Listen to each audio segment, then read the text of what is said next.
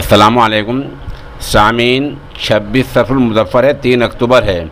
उत्तर प्रदेश के लखीमपुर खीरी इलाके से यह खबर आ रही है कि मरकज़ी वज़ीर के बेटे ने किसानों पर गाड़ी चढ़ा दी, जिससे 3 किसानों की मौके पर ही मौत हो गई है। इस मामले को लेकर कांग्रेस पार्टी के कदावर लीडर राहुल गांधी ने कहा है कि ये देखकर जो चुप है वो पहले ही मर चुका है। इल्ज़ाम लगा है कि मरकज़ी वज़ीर ममलकत राज्य मिश्र टोनी के बेटे ने गाड़ी से किसानों को रूंध दिया है, जिससे 3 किसानों की मौके पर ही मौत हो गई है।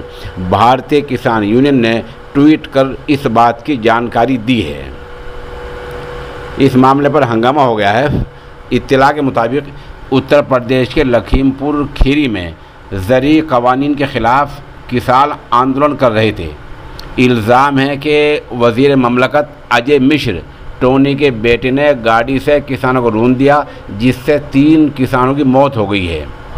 उन्होंने अपना ट्वीट हैंडल पर लिखा, लखीमपुर खीरी में आंदोलन कर रहे किसानों को वज़ीर ममलकत टोनी के बेटे ने गाड़ी से रूंध दिया है। 3 किसानों की मौत हो गई है और तेजिंदर सिंह वीर के भी ज़ख्मी होने की खबर मिल रही है।